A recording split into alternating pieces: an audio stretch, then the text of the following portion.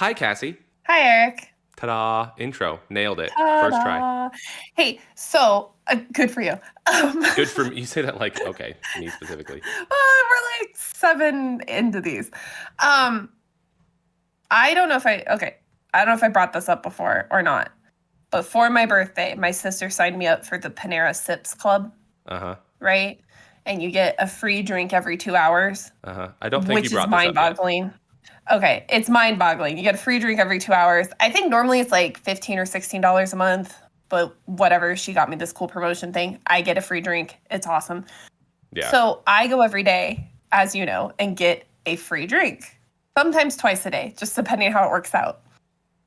I looked at my Panera account, which is based on when she opened it. So it's not a account I had before. It's just the one she got me for my birthday.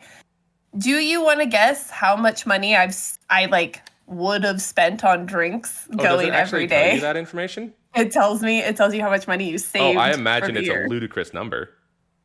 Do you want to guess? Just throw out a number. We're gonna say you have saved like $250. You are actually shockingly close. I'm at $195. That's insane that you saved already. Yeah. And you've had it for what, like a month? Less than a month? I've had it for a month, maybe a month and a half now. Month and a half. Like I said, I only go once a day, sometimes twice a day. Could you imagine if you actually went like in the morning and got coffee and then went for lunch and then stopped like after work? Like if you or, actually whatever. used it as often as you are allowed to use it. Use it as often as they let you. How much you would spend? That's insane. Well, I know that their logic is that, like, realistically, the average drink costs the average. I don't know the exact metrics, but this was like, and this was years ago when I saw this. It was like 10 years ago or something. But they said the average like soft drink at like a fast food place costs them like 4 cents. Yes. So like I get that it's not really that much money they're losing, and I get that the logic is the bait and switch. So you'll come in for a drink, end up getting lunch as well. Because let me tell you, every time I try to get a drink, they're always like, do you want to add a cookie for $2 or just something like that, right? So they're definitely trying to just trick you into getting more. Yeah, for sure. But that's still kind of crazy. If you're utilizing it as much as you possibly could, the amount of money, at least as far as revenue that they'd be losing is crazy. Yeah. And then I think they also probably hope that you'll do like a little bit of it and you'll be like, oh, that was fun for a little while. But then you'll get like hooked on it, to where you're like, well, I don't want to get rid of it. You know? For sure. And honestly, $15-16 a month for, I think their average drink is $5. I think the large is like $6. I'm not sure. It's really not a bad deal if you say you went to Panera a lot. Anyway, it's really not a bad deal. Yeah. If you're going there anyway, or it's the kind of thing you would potentially do anyway, or if you have one like on your commute, so you're not really spending any extra time to go there, and you're just it's not really saving. any more effort. Yeah. I can see a world in which it's not handy. Yeah, like if you worked like in the same shopping center, that was turning into a tongue twister. Like if you worked in like a mall and there was a Panera in the food court, oh man. Yes, that would be such a deal. They'd be out so much money, at least from me if I worked there. I'd take a break every 2 hours and go get another drink. And be like, I gotta go get a refill. I'll be right back. Well, and that's the crazy thing, because you can get free refills on the drink you have, and then you can switch drinks every 2 hours. So you can be getting drinks all day long. So in theory, if you worked in a mall and say there was a Panera in the food court, and say the store you worked in was next to the food court, right? You could just take like a 5-minute break every hour and just go refill your drink, and then every second hour change it. Switch drinks. Yeah, if you wanted. It's crazy. That's insane. Yeah. I'm not promoting Panera. They're not sponsoring this. I wish they were, but they're not. Yeah. I'm just saying, it blew my mind when I saw how much money I would have spent. I mean, I wouldn't have spent it because if I was actually buying those drinks, I definitely wouldn't go every day. So.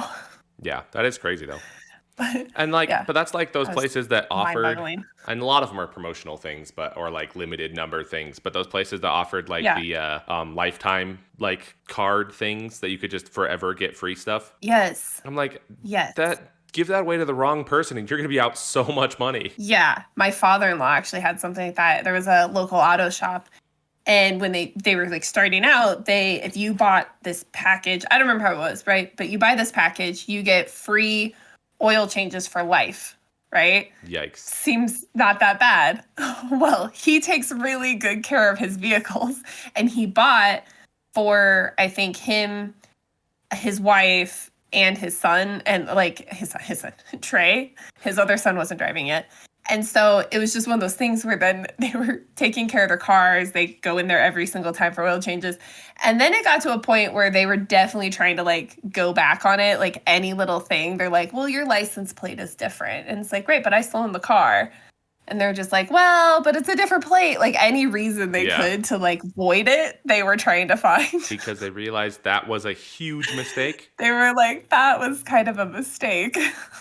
Yeah, for sure. But yeah, got a lot of oil changes for free. It was awesome. That's like I knew a guy that every now and then, I think it was Olive Garden that did it, but they would do like the get a year for free if you pay the whatever amount up front thing, and they would have it limited to like the 100 people or something. Yeah, I forgot about that. And I knew a guy that every single time would do like the waiting in line or whatever, and would be there like 5 hours early so he could get it, and then he'd get lunch at Olive Garden for the rest of the year for free. I mean, I get it. Companies, when they're desperate to get people in, so they kind of make these, I don't even want to say they're impulse decisions, but they make these decisions to like market, and then it's like, a year later, they're like, why? Why did well, the problem is with some of those is it's the whole, this is a great idea, because in some ways it's the same concept as like a season pass to like a park, right? Is that you assume the average person is going to pay the money for a season pass and then go like 5 times, right? Where it's like maybe if you're out a little bit of money, but not a lot of money, it gets usually the season passes are pretty expensive. It's like the same kind of idea. But the problem is you have those 1 or 2 people that abuse it, and suddenly you're out stupid amounts of money.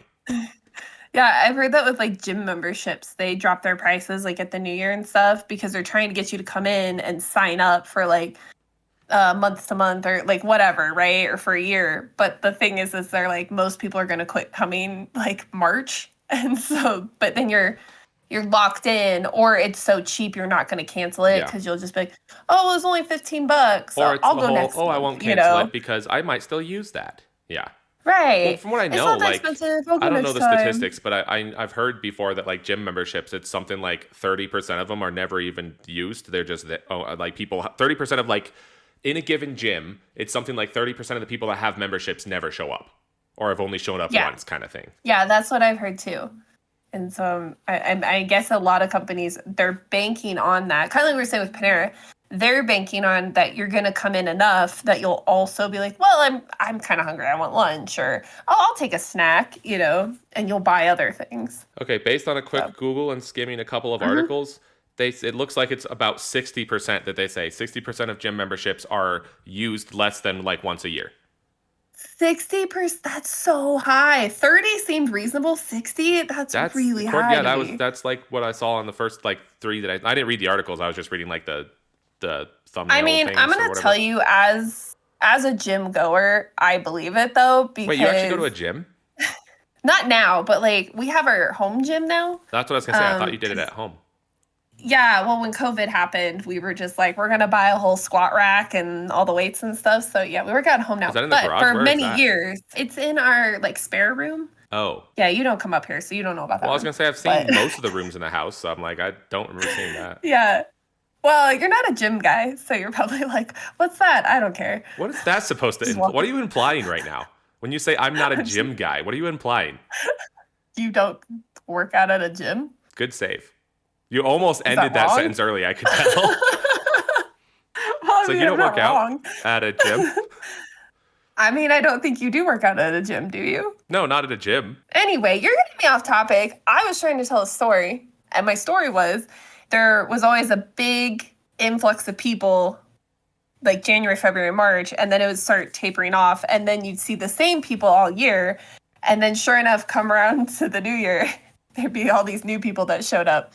But you would show up at a certain time, and it like you would get to know the other people because pretty much people have their schedule. That's when they show up, like and you would get to know the people that come at that same time. Yeah. Yeah. So you had your specific gym friends? I didn't really have gym friends, but I did have people like I would say hi to or wave at. There were always people you knew. You'd give them that nod, That little like unspoken little nod of like, hey, what's up? I think there were only like a couple people I ever like talked to at the gym. You weren't a talker at a gym? Not really. Most people just come in, put their headphones on, and like most people are like, I want to get in, do my workout, and go home. At least like, especially in like the morning crowd. The morning crowd is very like, I'm here to get this done and move on with my day. Evening crowd is a little more social. Well, that's probably because if I had to hazard a guess, it's probably because I would guess that morning crowd are the people that are doing it like pre-work. So it's like come in super early, do your workout, go home, take a quick shower, go to work.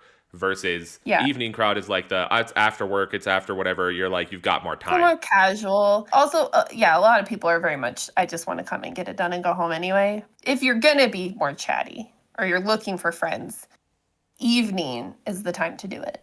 I don't know. Not to stereotype gym people, but I don't know if I want gym people friends. I'm not a gym person, so I don't know if I want gym people friends. I would have nothing to talk about. I'm just saying, if you start going to the gym and you want friends at the gym, you should go at like 5:30, 6:30, between 5:30 and 6:30. AM or PM? You're saying PM, right? PM. Yeah, if you want gym friends. Yeah, that's what I'm saying. I don't. And I know, like I said, nothing against gym people. It's just I'm not a gym person, so I would have nothing to talk about. They'd be like talking about proteins and macros and all this, then I'd be like, I'm just here to lift the heavy things. I'm just here to not get hurt. Weren't you just telling me like you went on like a walk or like a hike the other day and you were getting winded? What? Yeah, I thought you did. I don't know. I thought you told me that. Maybe it was someone else. I mean, that was, okay, so yes, there was a I say the other day, but a month ago at this point. More than a month ago. But I will I'm going to say right now, A, I'm not in great shape, and B, that was one of the steepest hills I've ever walked up in my life. And it was like an 85-degree day. It was terrible. Horrifying. No, I imagine. Not like anyone in shape, it would have been an easy hill, but for me. That was like my sister said she was visiting and her and her friend went to a, it was like one of those where it's the stairs going up the hillside, but it was like a little short one. Like you could see the whole thing. Yeah. I'm not great at like distance, so I can't tell you how tall it was. She said that she's like going up it, and she's panting and she's having a hard time and she's like, giving it her all. And then her friend was with her and he's like vaping while also walking. He's just like real casual. He's just like, And she's like, what kind of shape are you in? Like, well, it could be the shape. It could be, were they locals or was he out of state as well? He's local. So I think he was just used to it. So it could be like an altitude thing as well. It was just, she said it was just the thing of like, her not being used to it, and so she's trying it, and then there's some people running up and down it with like weighted vests, and then he's over there like vaping, like just strolling, There are some crazy people. There's some people that are in such ludicrously good shape that it's almost offensive to those of us not in great shape. I would love to be in that kind of shape. I don't know. This is so easy. I need to add weight. I need to make this more difficult. I would love to be in that good of a shape. But I would not love to put in the kind of work and effort and dedication it takes to be in that kind of shape. Like, that's just pure respect to those people, because that's insane. Yeah, because that's the biggest thing. That's how you stay there, is the dedication. Well, and it's not even at that point, like that level of in shape is not even just an exercise thing. Like, that's a lifestyle thing. Oh, it is. Yeah. It's a mindset for sure. I couldn't imagine. Well, that's the level of in shape that you have to like change everything about your lifestyle, that you're like, you eat well and you have do this, that, and the other, and you have all the other, like all your regular, I'm sure they're doing other exercise beyond just that too, to try to maintain that. Like that's. Oh yeah. That's probably crazy. Just their cardio. Yeah. That's not even the rest of their workout. Do you have anything that you're that good at? You know me. You know the answer to that question. I didn't mean that. And I felt like when I said it, it sounded like an insult, but I was genuinely curious. Well, I mean, genuinely-ish. I mean, obviously there are things probably, but off the top of my head, my answer is, you know me. You know the answer to that question. Yeah. I mean, I'm not throwing shade. I'm the same way. I don't think there's anything I'm that dedicated to. Not to say I don't have talents and there aren't things I'm good at, but like that level, no. I don't think there's almost anything that I'm so dedicated to be that good at, because there comes a point where like talent will only take you so far. There comes a point where you have to have the dedication past that. Yeah. I don't know if there's anything that I have enough talent and dedication to be like let's run up and down like this crazy hike 6 times a day kind of dedication. I feel like my knowledge and my talents are the same. It's I know a little about a lot, but not a lot about any one thing. And I feel like I feel like my talents are the same way. It's like, I don't mind dabbling in a lot of different things, but I'm not great at any one thing. It's like, I am not a prodigy at any one thing. I'm a jack of all trades, very much so. But then we had this conversation one time. Normal levels of a lot of things.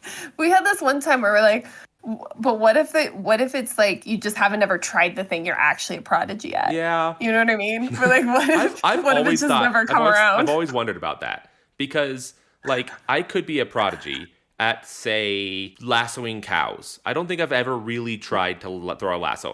Correction, I have. But, like, hypothetically, right? Okay, like you could be a prodigy at lassoing cows. You've never done it. You probably, I assume, you wouldn't know if you can throw a lasso with any great talent. But the only problem with that is that, generally speaking, prodigies are not, at least in my knowledge, are not so hyper-focused that they don't sort of encompass the whole field. So, like, if you were a prodigy at throwing a lasso, then in theory, you're probably a prodigy at throwing things with really good aim regardless. So, or like music, right? It's like if you're a prodigy at playing like a xylophone, odds are you'd be a prodigy at any sort of percussive instrument or a lot of instruments in general. Okay, go with me on this. What if I'm a prodigy at windsurfing? Okay, have you ever tried anything similar? Have you ever tried skateboarding or snowboarding or surfing, regular surfing? Because they're all like similar-ish things.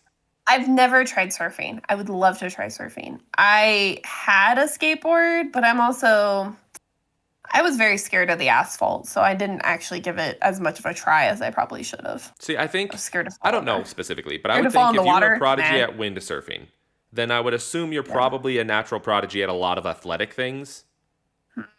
True. And you're not an athletic I think I'd have a lot better balance. So. Yeah. I definitely don't have great balance. Because, see, like, it's that kind of thing, right? There would be overlap. Like, if you're a prodigy at any musical instrument, then there's a level of that. Unless the prodigy is not about the musical side, it's only about, like, the others, so the, like, hand-eye coordination or whatever. But assuming you're a prodigy at the instrument in its entirety, then, by extension, you're going to be a prodigy in relation to the musical side, which means almost any musical instrument should at least be talented at, not just one instrument specifically. I like the idea of someone being really, really good at one instrument, but cannot play another instrument to save their lives. Or like, read music, or even like the zither better than anyone else on the planet. Right? Yeah. Right. I just mean like, or you play music for them and they're like, I got nothing. I can't hear any difference. Yeah. They're like, I could craft like beautiful masterpieces on like a harmonica. I'm like a mastercraft at harmonica. I can like play mind-blowing compositions that shouldn't be even possible on harmonica. But you point me at a guitar or play some other piece of music, and I'm like, I got nothing. I'm assuming that's like prodigy level, so it's not like you had to really practice that much. It's like, no, just out the gate, first picked it up, I could do this. Because obviously, I mean, with practice, you could do all kinds of things. Yeah, like we were saying, I mean, natural talent will only get you so far. Yeah. I've always thought the whole prodigy thing is fascinating to me of the like, what if I was a prodigy? But at the same point, because of the overlap, I don't think it's all that likely. I mean, I get it. Like the whole point of a prodigy is that they're rare, you know, and they're so naturally good at it. But it seems like there should be more prodigies than there are. You think so? Why? By what metric do you feel like there's not as many there should be? Population growth. Population isn't actually growing all that fast. Compared to like back in the day, I mean, how far apart were like Beethoven? Who was Beethoven's Mozart? Rival? Were they the same time? Was Beethoven Mozart the same time? Or am I thinking someone else? Was it Bach? I'm trying to figure it out. Beethoven, Mozart, or Bach? I don't know classical composers. I don't know like the years they were alive. 1770, 1827. No, Beethoven was before, Bach was before Beethoven. Well, this says that one of Beethoven's prominent rivals was a guy named Daniel Steibelt, which I've never heard of before, so clearly Beethoven won. Clearly it did. He's like, people will remember me. Beethoven was challenged to a piano duel by this dude. I didn't even know that was a thing. A piano duel? They challenged each other's improvisational skills. Do you think it was like a time and place? Improvising on themes provided by the other musician and sight-reading new pieces. What? And I've never heard of Daniel Steibelt. Well, I'm guessing the piano battle didn't go well. You know what I mean? Okay. So based on this, he was like really ashamed and was like, Daniel Steibelt apparently attempted to bend the rules by handing Beethoven a cello and piano piece instead of just a piano piece. And apparently Beethoven turned the score upside down, played it, and then improvised on the inverse themes for half an hour. Yeah. I think that's what I'm saying. I'm guessing this piano duel didn't go well, and he's like, I have to move. I have to leave. I just looked up this from guy. The face of history because apparently nobody knew I existed. Diabelt's wife played piano, but more importantly, she played tambourine and was attractive. So now I'm like, that's where it all started. getting an attractive girl to play tambourine. What? That's such a weird bit of trivia. The 1800s. She played the tambourine. Yeah. Was it that he was an actual competitor, or was it that they were just rivals? Because competitor and rivals are different. Competitor makes me think you have a chance. And if you had to cheat, you never had a chance. I mean, yeah. So what do you think he died from? Embarrassment? Well, that's what I'm looking at. Let's see. Apparently, it was a supposed public humiliation when he lost to Beethoven. Apparently, he stormed out in anger, in fury. Oh, do you? I really hope when he stormed out that Beethoven played like exit music. Probably. I really hope he did. You know, the crazy part is, based on what I'm skimming, he actually looks like he was decent. Like, he still was pretty successful. He died in St. Petersburg. To even be in that social circle. He died in St. Petersburg on the 20th of September in 1823, following a prolonged illness. But yeah, I mean, I imagine I make jokes that he wasn't a competitor, but like he had to be somewhat if he was in the same social circles. Like apparently, if he could actually ask for a battle competition and Beethoven would actually oblige, makes me believe he had to be somewhat decent. Well, he apparently left behind an enormous number of compositions, mostly for the piano, and he was supposed to be brilliant. His playing was supposed to be brilliant, though lacking the higher qualities which characterized that of such contemporaries as Kramer.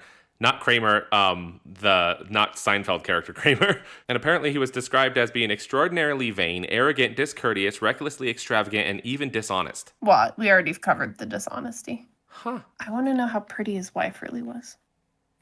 Why do you care about his wife? I care more about his music. I want to know if any of his music. The fact that she played tambourine is just, I find it fascinating. Why do you find any woman that plays tambourine fascinating? Or better yet, any person that plays tambourine fascinating? No, I just find the fact that that's such a trope to have a girl play tambourine in a band, and it started way back Beethoven and piano battles. Is that actually when the trope started, or is that just a coincidental thing? It's when I say the trope started. Miriam, Aaron's sister, in Exodus 15:20 plays tambourine. The trope of women playing tambourine in bands has a long and complex history. In Near Eastern cultures, including those of Egypt, Mesopotamia, Greece, and Israel, women were often the primary players of the frame drum, an instrument similar to the tambourine. I just said that. I know. I'm just like, mine's more thorough. What's crazy is I didn't know that was actually a trope, and based on the quick Google, that actually is a legitimate trope. Oh, that's funny. I thought you would have known that. Why would I have known that? I don't know. There are Sometimes tropes I know, but things with no real backup. Okay, so what trope, based on topics of tropes, what's a trope that you actively dislike and or actively find fascinating, as opposed to passively dislike? Storytelling common tropes. The Chosen One. I don't mind that one. You know, it leads us to the hero's journey and all that. Very common. I think The Chosen One is a very, I think it's fine when used well. I do think, however, that it is a little bit overdone. Sorry, not overdone. I think it can be a little bit. I'm trying to think of the best way to put this. I think the Chosen One trope can be a little bit too easy, let's say. Well, I was gonna say, is it the thing of like, have you ever seen those jokes where it's like, but why would they do that? And it's like, because I'm the main character. Yeah, well, it's a little bit like that. Out, right? It's like that. It's like, it's going to work out because of course it will. Yeah. I think the Chosen One trope runs into an issue of plot armor because you're guaranteed to succeed in theory. I mean, obviously there are ways to circumvent this, but like in its corest setup, the Chosen One trope is you're guaranteed to succeed because you're the Chosen One. There's a little bit of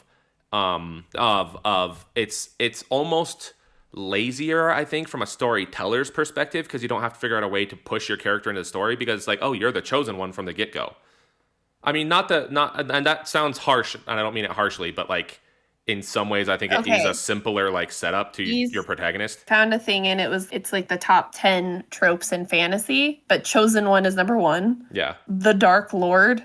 I feel like you just hate Harry Potter if you're saying that, but I get it. The bad guy. The Chosen One, and you don't like the Dark Lord. I mean, can't we just put the Sith Lord as well? Why do we gotta go through the Dark? You know? Because it's the person that wrote that hates Harry Potter. No, I think they do. The MacGuffin. Do you have an issue with a MacGuffin? Let's see. Unexpected intervention, damsel in distress, magical artifact, wise old mentor, a forbidden love, Dragons. Okay, why are you even reading fantasy? Who wrote this article? If you don't like these top, I don't even understand why you're reading fantasy. Oh, there's magic and dragons. You're in the wrong genre. Like, medieval setting. What? Is this a list of bad? Was this a list of bad things? Yeah, it's top 10 overly used tropes. That's what I'm saying. If you think these are the overly used tropes in fantasy writing, then I'm not sure fantasy is your subject. I think maybe they just really did just not like Harry Potter. What is the 11 o'clock number trope? I don't know. At 11 o'clock number is a song in a musical placed near the end of the second act before the plot's loose ends are tied up. Genre. Never heard of this. Hold on. Sorry. I was looking at a different list. I've never heard of the 11 o'clock.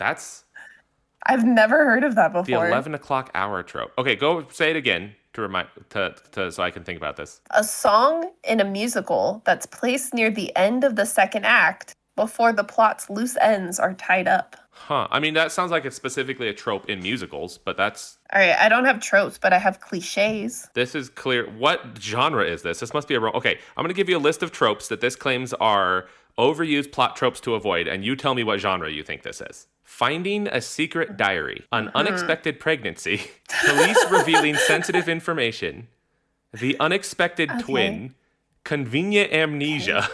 I feel like this is the Hallmark movie category. I don't know. It feels like Hallmark or maybe like romance or like... Is it? I would think it'd be like a mystery, like romance mystery type novels. Yeah, I don't know. It doesn't even say. It just is like a author's like blog post like thing. Whatever Gone Girl would fall under, you know? Yeah.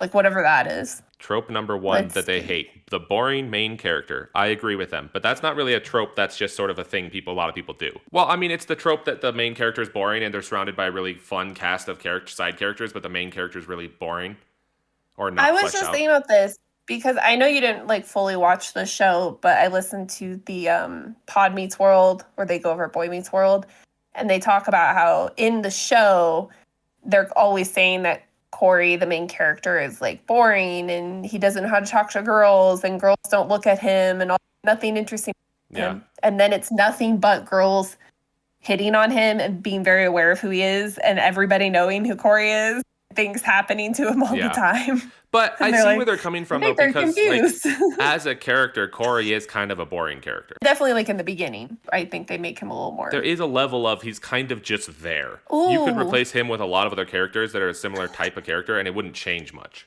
I don't know if you want to guess. It's not really important to guess these tropes, where they're from, but the absent or deceased mother, especially when the story features a young woman. Well, this one was that's literally number 2 on the list I'm looking at, which is the absentee / stupid parents. It's like the dead parents or their absentee or dead parents is like a huge fantasy trope. Marriage as a conclusion. It's just nobody wants. It's back in the day, it was just nobody wanted to be involved in your marriage. You know what? I agree with this. I agree with this one.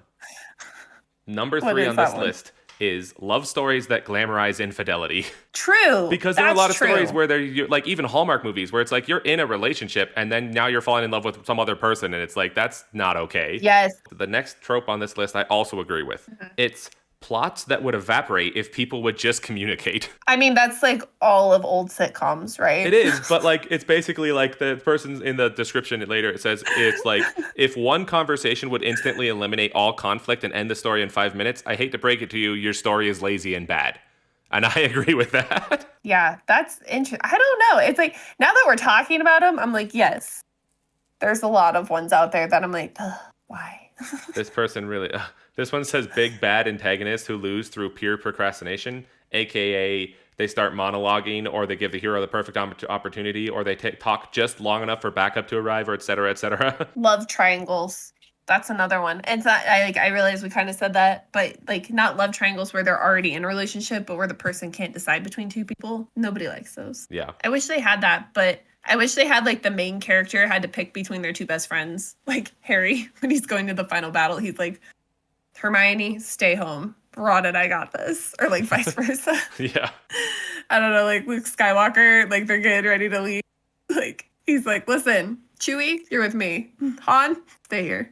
Yeah. Tragic backstories that are only mentioned once. Well, that's because nobody likes to dwell. You shouldn't dwell on the past. You should look forward. Because if you're going to give your character a tragic backstory, it needs to influence who they are as a person. And if it's a one-off mention... No. That's just there so you can gain the sympathy, and you don't want sympathy. No, you don't want sympathy. This one is the newbie saving the world, and it's basically the whole, like, person that falls into a magical world and finds out they're, like, oh, they're the chosen one, or even if they're not the chosen one, falls in the magical world, and then rather than all the, you know, magical expert people that know what they're doing saving the day, they take all the time to train the newbie so that they can save the day. Right. Which, I mean, there's so many plots. I feel like there's a lot of plots that's to be hard to avoid, but yeah, that does happen. It does. What was that? There was that really terrible book that we read one time, and it was kind of like that. It was. The girl didn't grow up, and she like fell into this world, and yeah, I don't know. I didn't finish it. I'm baffled by the fact that it spent 3/4 of the book before it even got to the magical world. That's the premise of the whole story. Yeah, it's about the build-up, you know? No. You're a writer, you don't introduce the thing about your world that makes it unique and magical on the 50-something chapter. I want to write a book, and I want it to be just someone's normal life, and in the last chapter is when they like fall in this world, and then they have to fight the villain. So you create a book, market it as a fantasy novel, market it as this, that, and the other, and then literally the entire story is just slice of life until the last like 2 chapters where they get sucked into a magical world and save the day. But with this sword, you can do it. And they're like, "Are you sure? I don't even know where I am right now. I think I just drank too much NyQuil or something." And then the epilogue is them waking up in bed with like a nasty cold, so maybe they did just drink too much NyQuil. Yeah, and then it was like, and you were there, and you were there, and you were there, and you were there. You know what I don't like? Oh wait, here's a trope. Maybe the story's already been written. Here's a trope I don't like. And I get it because usually these stories are more character-driven than story-driven. But I don't like the time travel trope where they undo the entire plot of the movie. The ones where you set up a story, you have all the stuff happening, everything goes terrible, yada, yada, yada, whole plot happens. And then the end of that movie, they undo it because of time travel. And then it starts over, basically the movie over, except, oh, none of the bad things are going to happen now. But like, then at that point, what's the point of your Avengers. Movie? Ultimately, nothing happened. That's how I felt about the Avengers movie. Nah, because...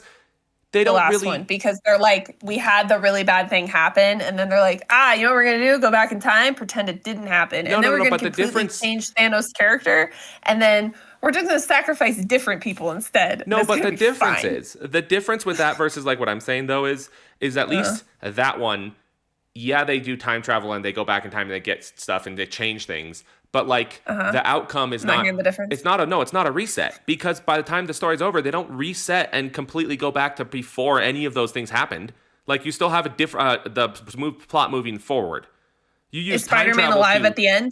You use he is, but that's okay. No. What I'm saying is that's still not a reset because your plot is still moving forward. I'm talking about movies where you're like characters. In some ways, I'm talking about movies that even some of the ones like The Groundhog Day or like Edge of Tomorrow, where ultimately nothing happens. Because by the end of the movie, they've reset back to the same starting point, except now everything's solved or whatever, and nothing happens. Endgame, they knew. Endgame doesn't really do that because they use time travel to facilitate the like bringing people back, but it doesn't reset the entire storyline. It's not like at the end of Endgame they show the opening scene of Infinity War, except Thanos is dead now. I kind of felt that way. No. But I'm not a big Avengers fan. It's different. The method of the time travel looping thing is different. I'm not a big Avengers fan, so I can accept that it's different. There are time travel movies where like the end scene is the same scene as the first scene of the movie, except now the bad guy plot thing is solved or whatever. Mm-hmm. And I feel like those ones often are kind of... Dead. I don't like them. Because it's like, what's the point of the movie? Nothing happened. I mean, what's the point of any movie? Well, technically... To cause discussion. No. Here we are discussing them. No. People get this wrong. And this is why so many people hate on so many movies. The point of a movie at its core is to be entertaining. Because it's an entertainment genre. Like, it's not meant to cause good discussion. It's not meant to do anything else. It's meant to be entertaining. Now, if it causes discussion, if it makes you think, if it does whatever, that's great. But at its core, a movie is designed to entertain you. Which means if at the end of the movie, you were like, you know what, that was kind of fun, then it's good. It doesn't matter how like cinematically or like story-wise or deep or whatever it was or wasn't. If it's entertaining, it is a good movie. It did its job. I agree. And if I'm entertained by something, I discuss it with other people. Well, okay, potentially, yes. But what I'm saying is, like, there's a lot of movies out there, people are like, oh, it's terrible because of yada, yada, yada. I'm like, did you have fun, though? I think people... Did you enjoy it at all? I think people are very... Yeah, I agree. I think people are very harsh on movies. Because I agree. You should just enjoy the movie.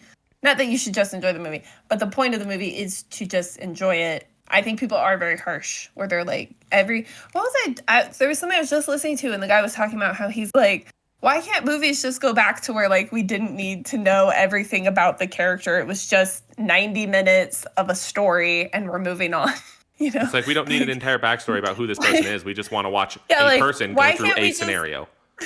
Why can't we just have a movie with plot holes and just be like, it's okay, it's a movie, and move on? Because the problem is, part of it is these days people are getting to the point where either A, you're comparing it to everything else.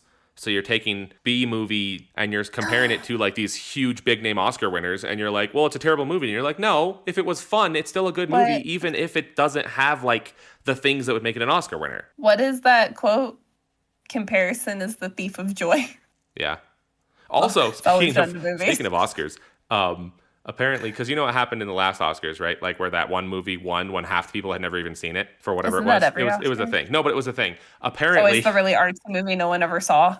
Yeah. That artsy movie no one had ever really seen. Apparently, they just came out with a thing where the next time the Oscars roll around, you can't vote for a movie you haven't seen. And I'm like, how has that not been a rule this whole time? Well, also, how are you gonna enforce that? That's I don't know, but I still feel like, how has that not been a policy, or at least this like a rule or something this entire time? But like, how in the world would you enforce? You should not be allowed to vote for a movie to win any sort of award if you have not seen that movie. Anora? Is that the movie? Anora? The weird like artsy one that nobody had really seen, or a lot of people hadn't seen, but still won stuff. Emilia Perez was also a big movie. I feel like that usually with the Oscars. I like movies, but there's a lot of times at the Oscars I'm like, I don't think I've ever heard of these. I don't even watch the Oscars, honestly. What I know about the Oscars is like what I see on social media the next day, or like what I hear about at work or stuff like that. I used to watch the Oscars. I didn't watch last year. I think I watched the year before, but I used to watch it every year. And now I'm just like, there's just so much. I don't even care. Well, I mean, I watch of the movies that come out in a given year, I maybe watch like 3 of them. So I'm like, I don't even know half of these exist, let alone have seen a trailer or watched the movie. I'm just looking at the list of Best Picture nominees. I saw 1. So you're looking at the 2025 Oscar nominations. Yeah, the 97th Academy Awards. I've seen 2 of those. You saw 2 of those. Was it Dune and Wicked? Yep. Nice. I knew it. At least that's the Best Picture Awards. Okay, let's look at the year before and see if I recognize any of them. I recognize Oppenheimer. Never seen it. Oh, so good. Barbie. Never seen it. Yeah, there's literally, of the nominees for last year's Oscars, I haven't seen any of them, and I recognize 2 of them. The Killers of the Flower Moon was one of those things I wanted to watch, but it was only on like Apple TV or something like that. And so I was just like, yeah, I'm not going to watch it. Yeah. Because I can't keep up. There's too many movies. With all the streaming services, and it's like, it's too many movies on too many platforms. I can't do it. I just, out of curiosity, even though I know this is obviously a joke, because like, how are they going to do that? But I just looked up the Oscar nominations for 2026 to see what it would say. Well, it's predicting. It was like the things I was seeing were predicting things like the movies that will most likely end up Oscar nominations. So like Wicked Part 2 for Good was in that list. I think there's a couple other ones I didn't recognize the names of at all. All right, I was just looking at current movies. Are you going to see Freakier Friday?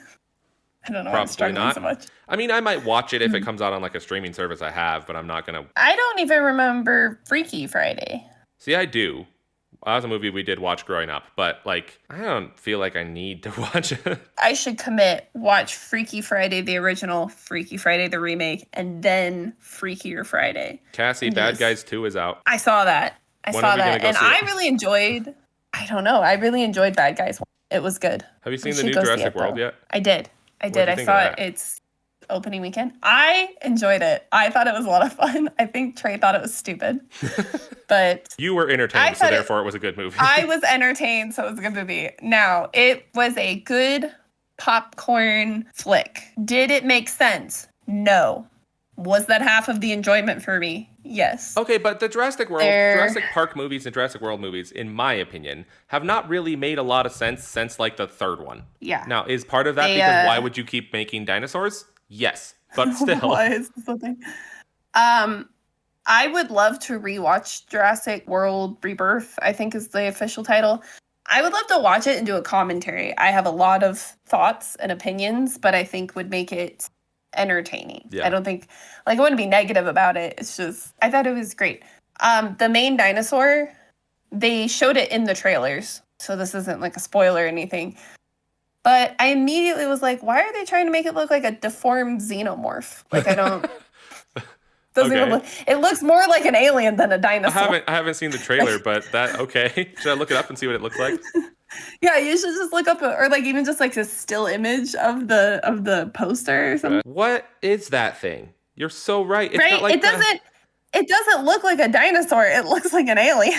The face is so alien. And I get the whole thing is they're like, we're trying not to just go for like classic dinosaur scary, but like creepy scary, like. Well, like the arms, like the fact that it has T-Rex arms, but also has the. That's so. One of the pictures I just saw for the poster is literally like alien kind of looking picture, like the way they did the lighting and stuff. Yeah, that's what I mean. Like, and that's what I was saying. Like, it's not really a spoiler. It was in the trailer. It's also been out forever. Forever is relative. Yeah, I thought. Well, in the way social media flipped through information, it was forever. But I thought it was good. I had fun. I liked it. I liked it more than the new Jurassic World. I just saw a picture. Not Jurassic World, but the second and third one. I just saw a picture that has the dinosaur, and then it has 3 pictures next to it. It has a T-Rex, a Xenomorph, and a Rancor from Star Wars, and says it's a hybrid of those 3 creatures. Oh, I didn't even think about that from Star Wars. That's so true. It does kind of look like that. It's a Xenomorph, a T-Rex, and a Rancor had some sort of unholy offspring, and that's what this thing is. Yeah. That's exactly what it looks like. It's something. It really is something. Who designed I know you're not gonna see it, but that was another example of a movie that kept trying to give me backstory on characters, and I'm like, I'm not here for these characters. I'm here to see dinosaurs. That's what I'm here for. You know? You're here to see people scream and run away from dinosaurs. I'm here, see people scream, run away. A couple people are gonna be couple people are gonna live. You know, that's what I'm here for. It's like when you watch a Godzilla movie, you don't want backstory on the human characters. You want to see Godzilla. I don't care. Although Godzilla -1, they had a little backstory on those, and amazing movie. But yeah, when I'm seeing a Godzilla movie, I'm here to murder some other weird alien animal. That's what I'm here for. Nice. I should watch Godzilla. I never saw Godzilla Kong New Empire. Which one was came that? out right. So it was like the newest one. I think it came out two years ago. But it's like I think they like find other Kong type animals. Which one's the one that had like? Whatever. I know there is the one that they had a bunch of other monsters in that had like Mothra and like the giant dragon thing. That was that was King of the Monsters. But this is like, and I think that was just a Godzilla movie. Like Kong wasn't really in that one. Godzilla X Kong. Because then they had Godzilla versus Kong, and then they had the New Empire. But New Empire came out the same year as Godzilla -1. And I'm like, or like right after Godzilla -1 or something like that. It was like they're really close together. You can't watch Godzilla -1 and then go back to kind of like campy Godzilla. You know what I mean? Yeah. It seems a little weird. So I think I'm far enough away from Godzilla -1 now that I can watch New Empire. So I'm excited about that. So you're figuring if you've gone long enough now that now you can watch campy Godzilla? Yeah, I can go back to, where it's not a heartbreaking commentary on nuclear warfare. Godzilla -1 is a heartbreaking commentary on nuclear warfare? Well, yeah, because that's how Godzilla started. Well, I know that, but I didn't know what Godzilla -1 was. Well, and Godzilla 1 was like going back to the roots. It was almost kind of like a remake of the original Well, I mean, Godzilla. wasn't that one also one that was like only like subbed or subdubbed or whatever, but it wasn't like... Yeah, it's just in Japanese, and then they have subtitles.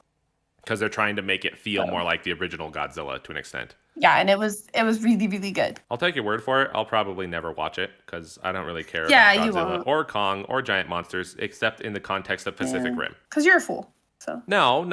I mean, maybe, but yes, you can't tell me Pacific Rim isn't a cool movie. I don't know. I've never seen it. You've never seen? Okay. You like giant monsters and you haven't watched Pacific Rim? No, I like Godzilla. You should still watch Pacific Rim. It's fun. It's fun. Second one is okay, but it's not as good. The first one by far is the one to watch. Oh my gosh, it has that guy. He always plays like an evil guy. Idris Elba? Burn Gorman. His name is Burn. Burn Gorman? You're just asking him to be an evil person. Hold on. Who's Burn Gorman? Oh, him. Burn Gorman. Yeah. Yeah. Is he not? I mean, you don't have to spoil the movie or anything, but is he not always a bad guy? He's not a bad guy. I'm shocked. I'll be waiting the whole time for him to be a bad guy. It has Ron Perlman in it. And Idris Elba. I saw that. And Charlie Day. And the actual lead actor, I don't really know from anything else. What else has he been in? Charlie Hunnam. Lost City of Sea. I don't recognize any of these movies. I mean, there's a possibility that they're good movies. They're just not ones I've seen, but I don't recognize any of them. The only thing I know him from, isn't he like in Sons of Anarchy or something? Maybe that was a different person that just looks a lot like him. No, I don't recognize him at all. What about Rinko Kikuchi? Yeah, you said that flawlessly. First try. I know, right? Well, I'm looking at the two leads in that movie, and I don't... She's in 47 Ronin. That makes sense. That the way it's just like... No, but like what I mean by that... Okay. For clarification, what I mean by that is as soon as I read that, I'm like, I can see her in that movie. I remember seeing her in that movie. I knew that. That's always the funniest to me is when you're watching a movie, and you're like, what do I know that person from? And then you look it up, and you're like, so obvious. Yeah. Have you ever seen 47 Ronin? Fantastic movie. I did a long time ago. I should probably watch it again. I don't remember anything about it. But that's my problem with a lot of movies. I watch them once and then I'm just like, never think about this again. It is a decent movie. 47 Ronin's pretty cool. But it is a very entertaining movie. Like, I thought it was a lot of fun.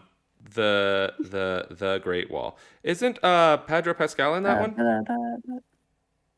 Oh, I forgot everyone hates Pedro Pascal right now. Pascal. He is like, right now, he's very much either a loved or hated person.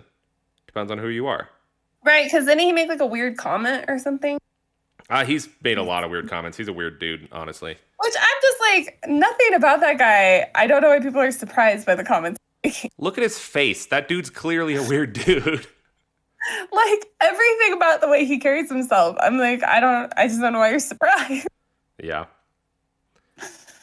But yeah, he's, from what I know, at least present day, as of time of recording, he's one of those like hot topic people where a lot of people like him. I'm gonna Google him and see what the I honestly don't even know why or why not. I haven't looked into it. I choose not to look into things like that usually. I'm looking, and I'm not seeing anything terrible. My theory is, to an extent, I'd rather not know. There's so many people out there that are crazy, weird people, and there's so many people in movies that I'm like, I'd rather just watch my movies and be entertained and not know if the person on screen is a crazy person.